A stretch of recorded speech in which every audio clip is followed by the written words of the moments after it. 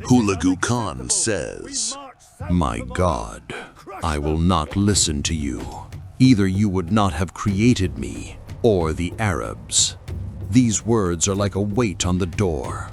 Hulagu Khan, said to be a descendant of Genghis Khan and his grandson, was a commander notorious for his ruthlessness. It is known that he wanted to wipe out Muslims and Arabs in the Middle East. He first turns his route to the Alamut castle of the Hashashids and then to Baghdad. Only one thing grows on the way: terror. And the story begins at the threshold of two gates: the cliffs of Alamut Castle, the walls of Baghdad. Which will open first?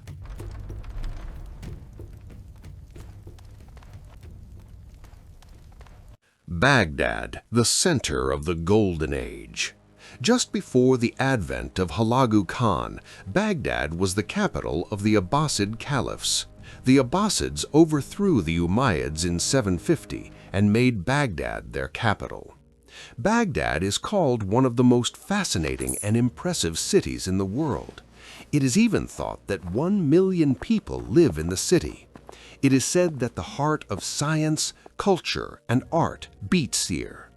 One of the most remarkable aspects of this city is its libraries. Scholars from all over the world work here. The most famous one is called Beit al-Hikma, the House of Wisdom. It is said that there are countless manuscripts and books on philosophy, astronomy, mathematics, medicine, literature, and religion. There is a sense of knowledge in every corner of the city. Baghdad is also the most important stop on the Silk Road. It is enriched by trade and cultural interaction. But wealth does not stop those who approach, because the march has already taken place. Mengü Khan's order, Hülagû Khan's mission. It is said that by the middle of the century, the Mongol Empire had become one of the largest and most powerful in the world. At that time, Mengü Khan was at the head of the kingdom. Mengü Khan's brother, Hülagû Khan, was a commander renowned for his military achievements. It is said that Mengü Khan wrote him a letter asking for a great expedition to the Middle East. In this expedition, the Hashashin sect was to be destroyed. The destruction of the Abbasid state was also among the priorities. Bringing the Ayyubids and Mamluks to their knees is also among the goals. There is one more order. Those who ask for forgiveness without fighting will not be touched, but whoever resists will not be left alive as an example. These words are on paper, but paper does not protect a city. Which door will that order lead to now? Gathering the army, paving the way. Hülagû Khan mobilizes an enormous army before embarking on a campaign. Mongol cavalry, infantry, and archers are all together. Engineers brought from China are also mentioned. It is also said that there were war machines from Iran. This shows that sieges will not be only with the sword. The march proceeds with a plan. Since the Muslim geography was to be attacked, soldiers were also requested from the Georgian and Armenian kingdoms and Christian principalities. The army is mentioned as a force of 120,000 men. Hülagû Khan first passes through a stage where he is said to have easily destroyed the Luristan Atabiate. Then he turns his face towards the Hashashids, because first a knot must be untied, and the name of that knot is Alamut Castle, above the cliffs at the end of a narrow road. But how long will this castle last? Alamut Castle, the place called unconquerable. Alamut Castle is known as the epicenter of the Hashashi sect. It is rumored that the Hashashis were notorious for political assassinations and acts of terrorism in line with the teachings of Hassan Sabah. The castle is described as almost unconquerable with its steep slopes and defense mechanisms. It is also said that it was besieged many times in history, but could not be captured for a long time. In December 1256, Hülagû Khan once again besieged Alamut Castle. The castle is at the summit of the Elburz Mountains. It is emphasized to be about 2,000 meters high. It is said that the castle is only accessible by a narrow path. It is said that tens of thousands of tents were pitched during the siege. Time grows longer. The waiting gets heavier. And then the waiting turns into a decision. That decision will be called the tunnels. Tunnels. Explosion. Next name. As the siege deepened, Hülagû Khan is said to have thought that waiting was pointless. He had hundreds of tunnels dug under the mountain. It is told that the tunnels were filled with oil and gunpowder. It is claimed that when the fuses were ignited, there was a huge explosion and Alamut Castle collapsed.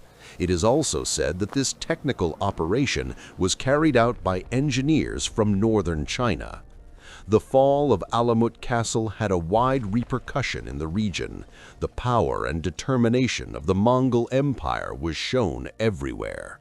A castle falls, fear remains, and the next target is clear. Will Baghdad hear the same sounds on its walls? Letters to the Caliph, warning and belief. Before going to Baghdad, Hülagû Khan sent a letter to the Abbasid Caliph al-Musta'sim Billah. It is told that he asked for troop support to take Alamut Castle. It is said that the Caliph rejected this request. According to another account, the Caliph preferred to send a chest of gold instead of troops. However, what Hülagû Khan wanted was not gold, but soldiers. Hülagû Khan sends another letter with a clear warning. Hülagû Khan, in the letter, "Start demolishing the walls of your city immediately and fill the ditches. If you continue to resist, prepare your army and determine the battlefield. We are ready to fight you." The Caliph is said to have said that he would not give in to this intimidation. It is even said that he was at ease because he believed that Islamic countries would unite and fight Hülagû Khan on behalf of the Caliph. Allegedly, his vizier misled the Caliph and acted as a kind of spy, but the result does not change. The march begins. And when the march begins, the letters are no longer paper. It is the door itself. Siege of Baghdad, no help coming. Hülagû Khan marched towards Baghdad with a huge army of 120,000 men. It is said to have reached the city's gates without encountering any serious resistance. It is said that the Mongol army appeared in front of the walls of Baghdad on January 22, 1258. Baghdad is described as a city equipped with water channels through which rivers flow. There is a round inner fortress in the center of the city. It is said that there are many neighborhoods on the outside. Hülagû Khan's army first crushes the outer neighborhoods and takes them under siege. It is said that the Mongols attacked with catapults, launching stone cannonballs. They are said to have loaded the walls with siege engines powered by gunpowder. There are defenders in the city. The Caliph waits for help.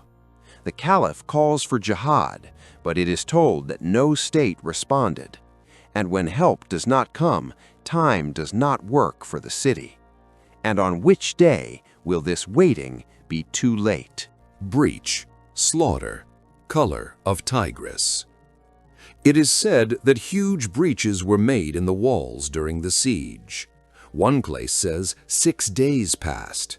In another place, it is said that the biggest breach was made on February 7th.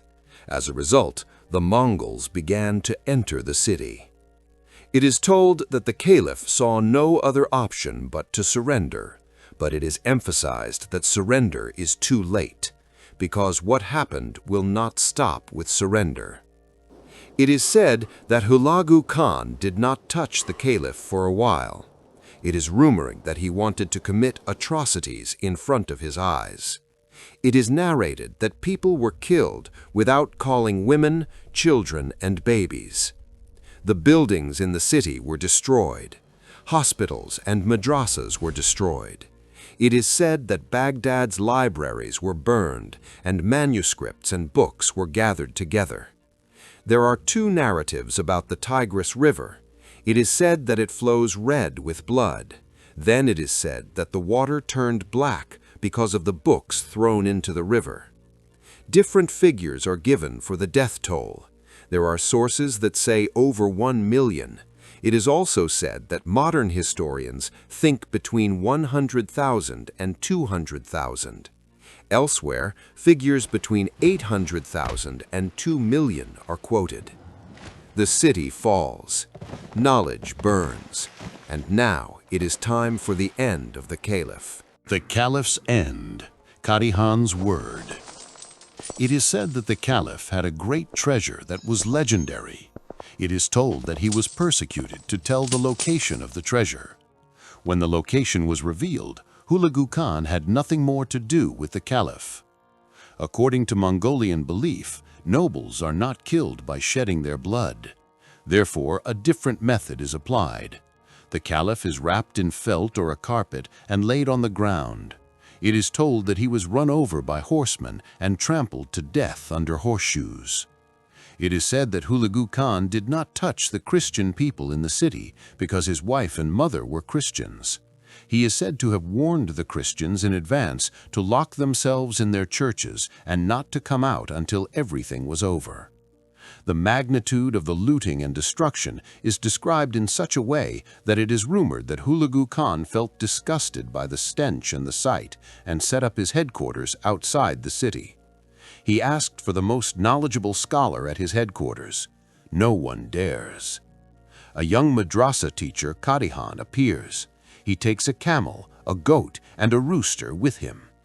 Hülagû Khan, in mockery, "Is this the scholar they found to face me?" Kadıhan, if you are looking for someone big, there is a camel out there. If you want someone with a beard, there is a goat out there. If you want someone with a loud voice, there is a rooster. Hülagû Khan, do you know what brought me here? Kadıhan, it is our great mistakes that have brought you here. We did not appreciate the blessings. We were immersed in pleasure and enjoyment. We ran after office and position. Allah has sent you to warn you. Hülagû Khan, and who can send me away from here? Kadıhan, if we return to our essence, if we appreciate the blessings of Allah and stop dealing with each other, then you will not be able to stay here. It is said that on the day of judgment, Israfil will blow twice, but Baghdad was told that the apocalypse came with Hülagû Khan. And only one sentence remains. Who do you think this statement refers to today? Write in the comments.